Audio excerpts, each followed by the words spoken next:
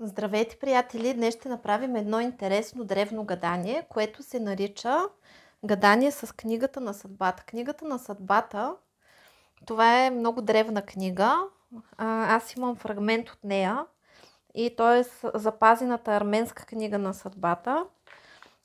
Иначе има такава славяно-българийска, булгарийска, нали по-точно, такава книга, която по принцип в момента съм се заела като идея да я възстановя. Така че много скоро, то ще ми отнеме време естествено, но много скоро ще имаме наша си такава книга. Сега ще използваме арменската книга, която е на превъзходната Инга Хусроева. И с тази книга днес ще видим каква е волята на висшите сили за нашите врагове. Нали, тематиката е как висшите сили ще накажат нашите врагове. Като този път вие ще си мислите за определени хора и ще разберем тези хора как ще бъдат наказани за това, което са ви причинили. Като можете да мислите за всякакви хора. Ако нямате човек, който да се сещате като конкретно име, може да питате кой тайно ми вреди, нали, този, който тайно ми вреди, този, който ми завижда, как ще го накажат, този, който ми е навредил в любовта, този, който ми е съперник в работата, най-големия ми конкурент в работата. Нали, така можете да си задавате въпросите. И така, нека да започнем. Така, помислете си за човек, който ви е навредил. Нали, помислете си за името на човека и си представете неговия образ. Сконцентрирайте се и да видим какво висшите сили първо ще кажат за този човек.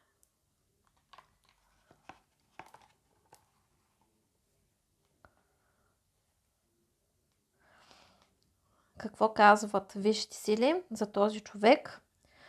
Това е човек, който висшите сили са ви показвали многократно, че не трябва да се занимавате с него. Нали, самата книга казва: не ходи там. Там има бездна. Там има мрак, студ и болка. Не ходи там. Нали, всячески са се мъчили да ви спрат, да пресечат тези отношения, давали са ви знаци, може да са възпрепятствали срещи, в смисъл, че имало е някакви знаци, които висшите сили са ви давали относно този човек, че не е добър човек. И те самите смятат, че този човек е мрачен, човек, който самият той живее в болка и е нещастен и причинява тази болка на другите. Какво мислят висшите сили за това, което този човек ви е причинил?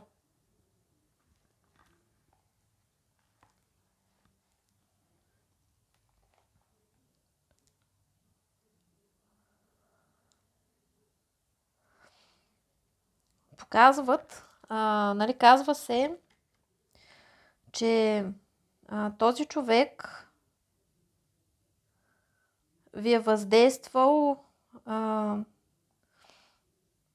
като учител, нали, появил се като учител във вашия живот и ви е причинил много голяма болка, като висшите сили всячески са се опитвали да предотвратят това нещо да ви се случи, но вие сами сте упорствали да получите тази болка, която сте получили от този човек. И като цяло се вижда, че този човек ви е причинил такава болка, която се е проявила дори на физическо ниво. И вие доста тежко сте понесли ударите, които сте получили от този човек и може да сте се залежавали дори на легло от емоционален или физически шок.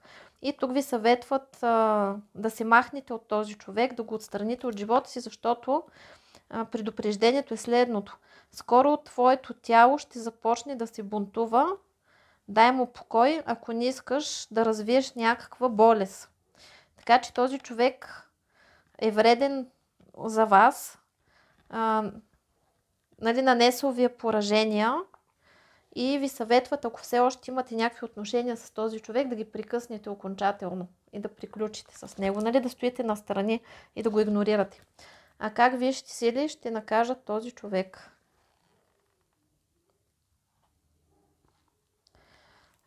Тук се вижда, че вие самите много искате и бързате този човек да си получи заслуженото и непрекъснато го дебнете, за да видите какво му се е случило и имате едно разочарование, че нищо не му се случва според вас. А вижте си ли какво казват? Нали, специално на вас като послание ви казват: не бързай, не гони конете. Скоро ще има резултат. И какво казват за този човек, за начина на живот, по който той живее? Вижда се, че в момента той се е устремил към някакви цели, които иска да постигне, но тези цели не му се получават, тъй като лека по лека му се затварят всички пътища и започват да го преследват различни неудачи. И като цяло при него за наказанието е със забавено действие. Самият човек пред хората слага маска и се прави, че е много добре. Може да има някакви демонстрации, примерно във Фейсбук или там в другите социални мрежи или пред приятели. В смисъл, че пред хората е поставил маска, над себе си е сложил чадър, с който се крие и не се вижда какво наистина му се случва. А какво му се случва? Какво пише? Морето се вълнува и гризи бреговете, унищожава бреговете. Тоест всичко в него се вълнува, човек е неспокоен, изяждат го вълнения, неприятности, гняв. Към вас самите има негатив и ярост, защото всичко, което му се случва, знае, че му се случва заради вас.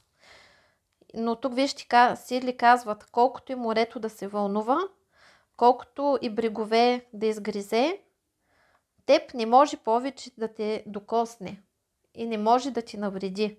Имате защита. Така че, нали, срещу този човек имате защита. Как още ще го накажат?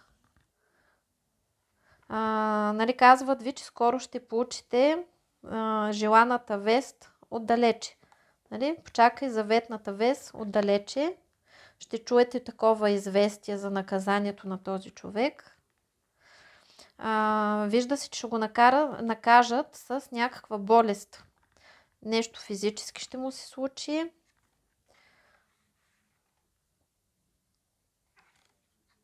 Това ще му се случи, защото този човек е забравил да благодари на боговете за това, което му е давано. Нали, превърнал се в неблагодарник и е нарушавал законите.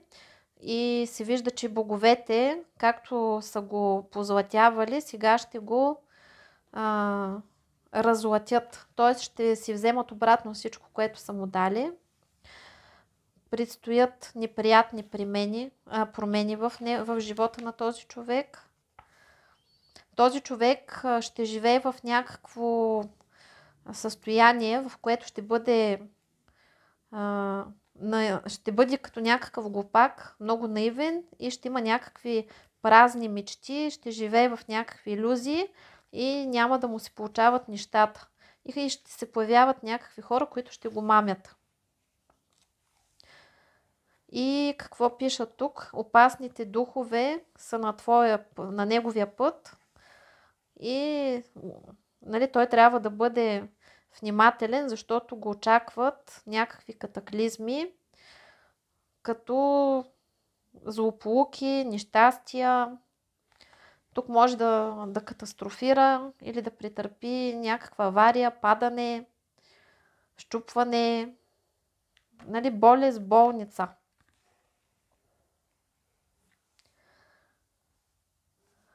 А на вас висшите сили ви казват, че твоят страж е до вас и не трябва да се боите от нищо.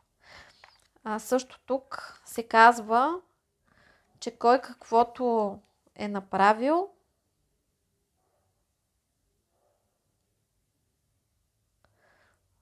нали, кой каквото е направил, това е получил. Нали, ще извинявате, че така малко бавно говоря, обаче понеже книгата е на руски и привеждам.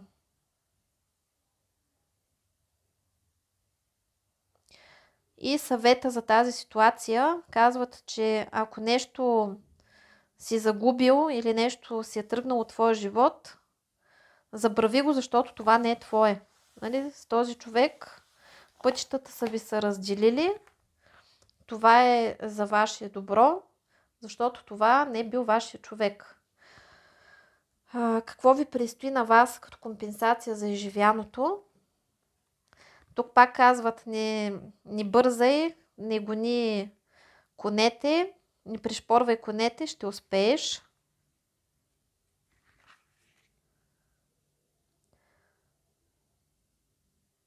Запази това, запази този, който е най-важен в твоята съдба, т.е. пристига някой, който е много важен във вашата съдба.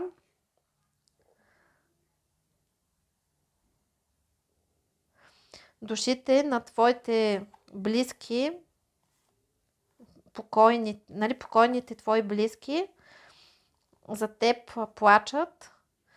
Тяхното благословение е с теб. Върви напред, не се бой. Скоро ще имаш толкова щастлива съдба, че всички ще ти завиждат за тази болка, която сте понесли от този човек. Така, намислете си втори човек, който ви е вредил. И ви е вредил така сериозно или несериозно, нали, на всеки му е различно. Намислете си втори човек, за да видим какво го чака този човек.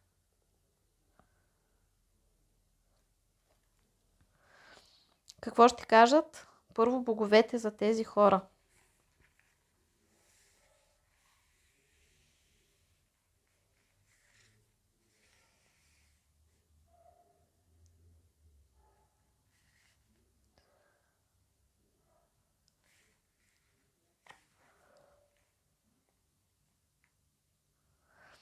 За този човек висшите сили казват, че това е неканен гост и с него трябва винаги да си внимателен.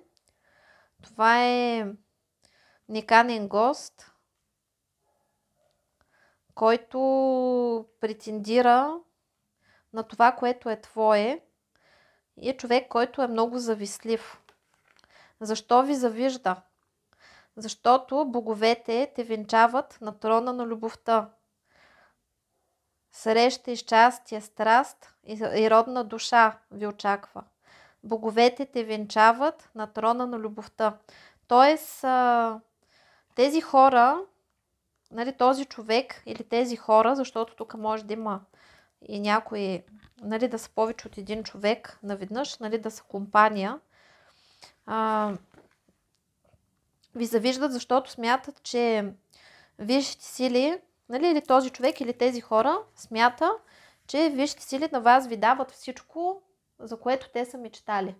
Тоест, че ви дават любов, дават ви щастие, дават ви уважение и на това отгоре на вас ви предстои да срещнете с родната си душа и да живеете незабравима любов. Ако не сте срещнали, ще имате. Ако я имате, нали, ви завиждат за любовта, която имате, за работата, която имате, за имуществото, което имате, за съдбата, която имате, за всичко ви завиждат и не могат да приглътнат, че вие имате всичко това, че боговете са на ваша страна, а на тях нищо не им дава. Но на такива хора никога нищо не им се дава, защото те вместо да се развиват, те си харчат енергията, гледайки в чуждото канче. Така.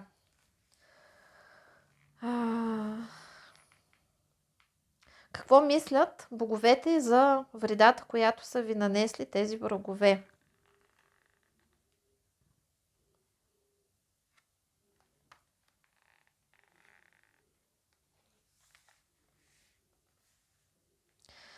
За тях казват, че са били ефтини на брашното и скъпи на триците. В смисъл, че боговете са ги надарили тези хора с много таланти и много неща са им дали, а те са решили да разменят възможностите и нещата, нали, даровете си, талантите си, всичко, което съдбата им е дала, са решили да ги развалят за жълти стотинки.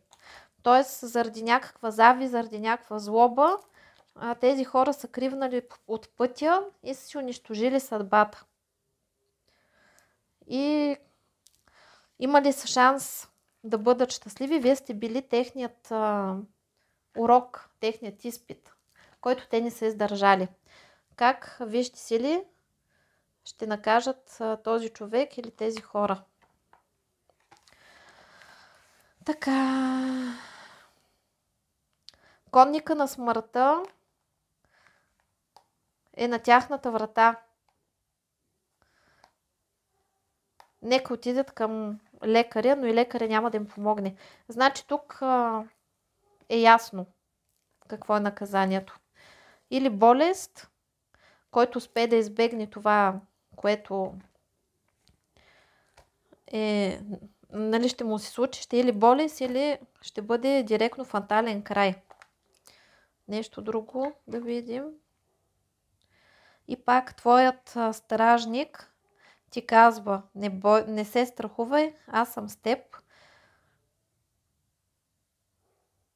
Кой каквото сам си направи, никой друг не може да му го направи, не се вини. Така че, нали, този човек е заслужил много тежко наказание. Аз предпочитам да не мрат, ако питате мен, по-хубаво е да боледуват и да се мъчат. И докато те живеят дълго и нещастно, да гледат как ние живеем дълго и щастливо и прекрасно. Но вижте си ли знаят. Така. Намислете си за трети човек, който сериозно ви е навредил. Или просто ви е навредил, нали, според вас как ви е навредил.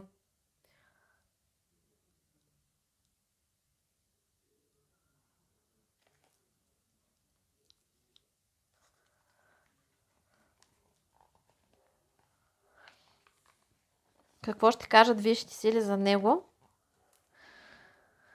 И казват, животът е мъка, но ако пожелаеш, животът може да стане райска градина.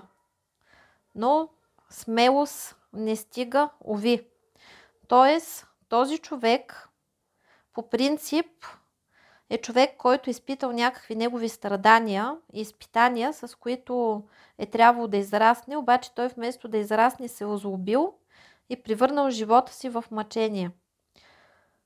И вместо да израсне и да стане по-добър, той наобратно е станал по-лош и е хванал кривите пътеки. Не е имал смелостта да израсне, да си преодолее страховете, да преодолее лошата си природа, тъмната си страна и е останал там, където е бил, т.е. прекратил си развитието и можел е да има щастлива съдба, но уви, няма да я има тази съдба. Така, какво мислят висшите сили за вредата, която този човек ви е причинил? Така, чакайте заветната вест отдалече, т.е. ще чуете новина за този човек, но тук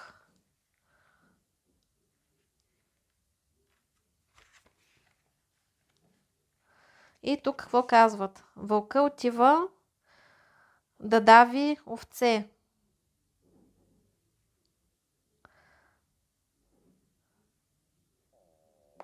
Тоест, нали, тук е бил човека като вълк в овча кожа, която е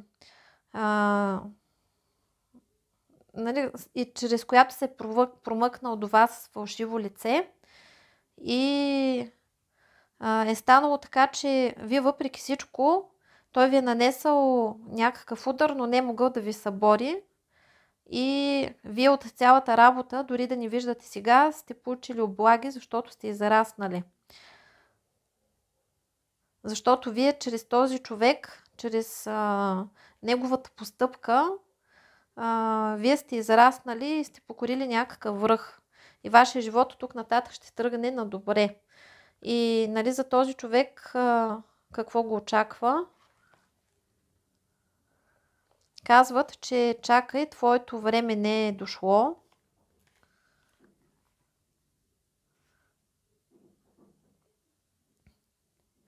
Вижда се, че този човек бърза за някъде, бърза за разни неща, но всички пътища са му затворени.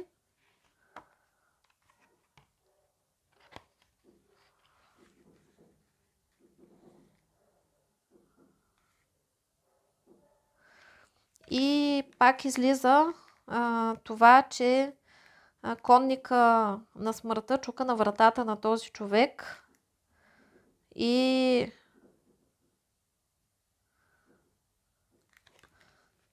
го очаква някаква загуба, само че загубата, първо ще има загуба на близки хора в неговия род, на този човек, а след това него ще го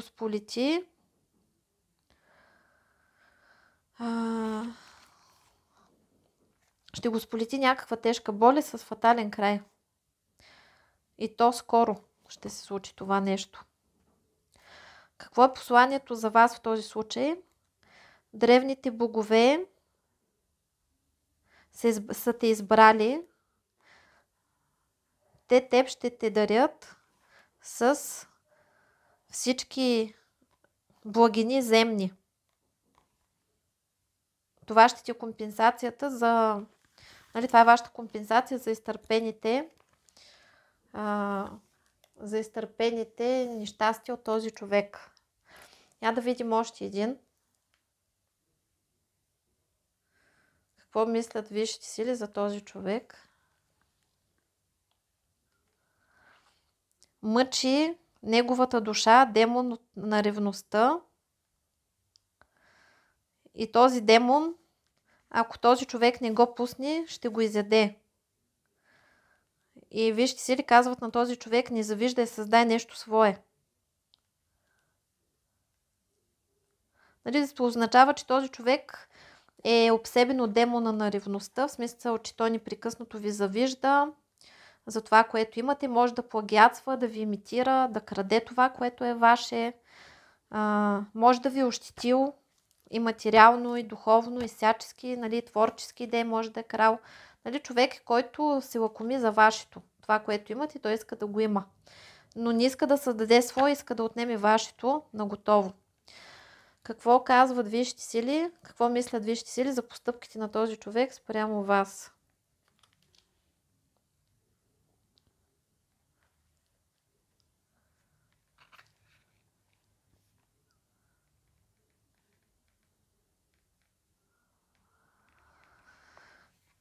Тук казват, че на този човек му забавят наказанието, защото ще бъде доста голямо.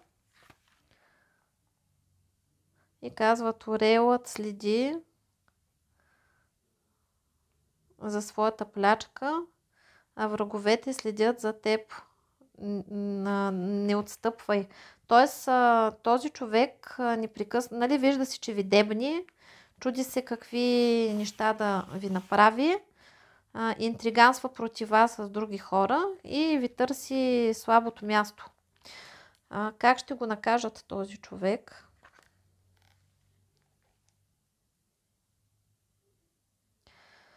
Ови, всички сте смъртни. Всички сме смъртни. И тези, които ние обичаме също. Което означава, че на този човек ще му отнемат любимо същество. Много любимо същество, което той обича безмерно и за съжаление смъртта ще го отнесе. Какво ще ви кажат висшите сили на вас, нали, за нещастията, които сте изтърпяли от този човек? Величието е в силата на духа. Не върви по пътя на страха. Властвай над него. Т.е. ще получите победа над страховете си.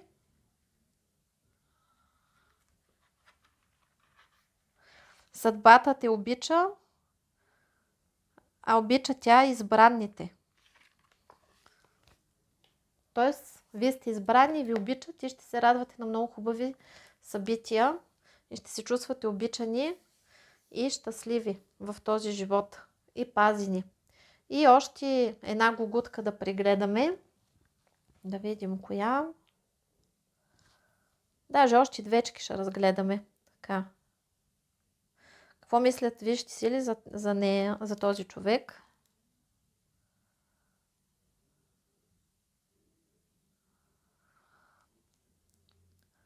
Така. Сова на развалини, вика беда. Отваря врата пред болката, което означава, че този човек е станал лош заради някакви живени нещастия и сега в момента продължава да му се случват такива нещастия, защото той си ги предизвиква сам. Какво ще кажат висшите сили за вредата, която този човек ви е нанесъл?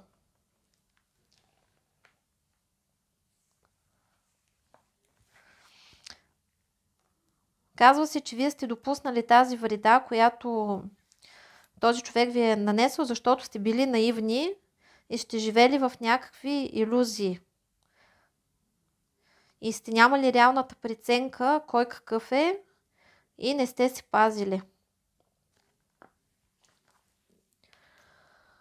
Как вижте сили, нали това ви е било урок. Този човек ви е дошъл като учител, за да ви научи да сте реалисти. Така. И да съблюдавате собствените си граници. Как вижте сили ще накажат този човек. Този човек ще бъде лишен от защита. И пак излиза опасни духове са на твоя път. Нали, на пътя на човека. Трябва да бъде внимателен.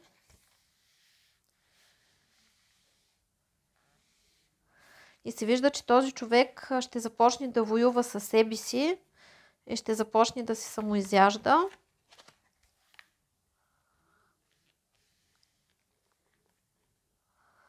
Тук, между другото, наказанията, които този човек е заслужил, тъй като се вижда, че ви имате защита от него, но този човек продължава да вредителства срещу вас. Дори и вие да не сте близко до него и да нямате контакти, нали, този човек се вижда, че ви дебни и продължава да вредителства. Вредителства от злоба и завист. Има някакво съревнование с вас, в смисъл, че иска да е по-добре от вас, да е над вас и да ви мачка и вие да сте там в неговите крака. Един вид. И как ще го накажат този човек? Ще бъде лишен от подаръците на съдбата, които му се полагат. Ще загуби дарбите, които боговете са му дарили, в смисъл, че този човек е можел да бъде много надарен, талантлив и успешен, само че ще започне да потъва. И вижда се, че се отваря се вратата на ада и вратата на рая се затваря за този човек, което означава, че го очаква дълъг и мъчителен живот, пълен с много нещастия. Така. И последната гугутка да видим какво мислят боговете за този човек, който ви е навредил.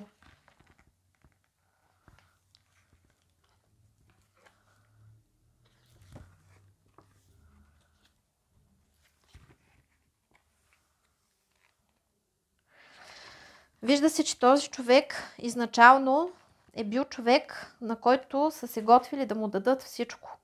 Щастие, успех, благополучие, любов, изобилие. Този човек е имал всичко. И предпоставки за много щастлив и успешен живот. Но самият човек не е успял да пребори себе си и се вижда, че неочаквано е започнал на вас да ви завижда. Започнал е да изпитва негативни чувства към вас. Появила се е някаква конкуренция и той е започнал да играе нечестно против вас.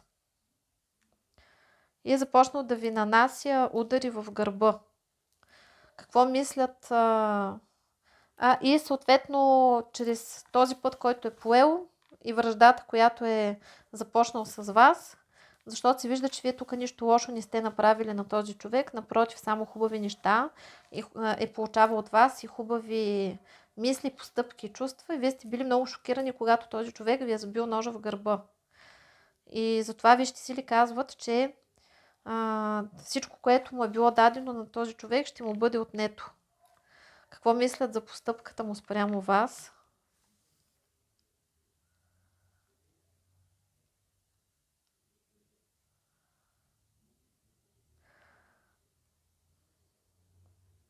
Да, в смисъл, че вие сте били троянския кон, заради който е паднала Троя.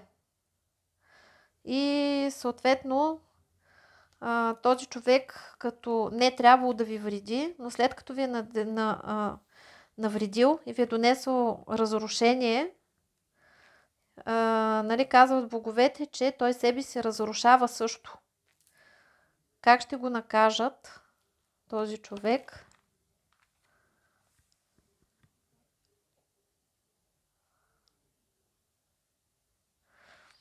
Пътят е трънлив, краката са в кръв, ръцете са изморени.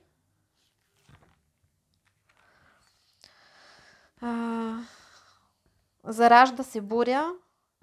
Бурята ще изкорени с корените дърветата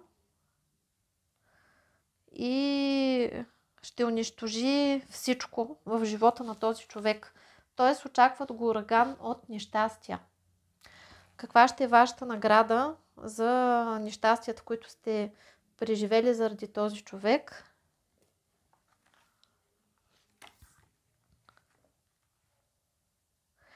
Рибата търси къде е по-дълбоко, а тъй търсиш къде е по-хубаво. Предстоят положителни промени. От теб обаче има предупреждение: не бъди отново наивен и не живей в илюзии. Ти си защитен.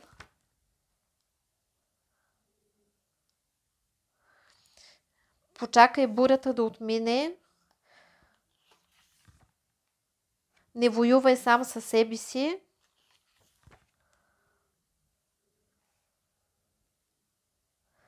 В началото е било Словото, Словото е било в Бога, а Словото и самия Бог е бил, и самото Слово е било Бог. Кажи твоето Слово. Тоест, очаква ви сбъдване на някаква много голяма мечта. От тук нататък, каквото искате, това ще ви се случва.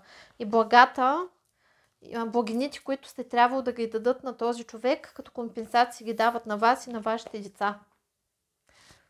Мен лично информацията ме устройва и съм удовлетворена. Надявам се при вас да е така.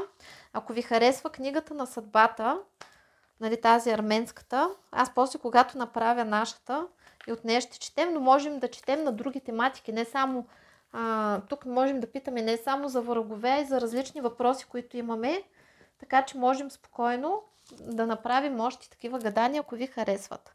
Това беше от мен за сега. Пожелавам на всички много успехи, много радост и удовлетворение и много сбъднати мечти. Естествено да се похвалите на мен с всичките добри новини. Чао, чао!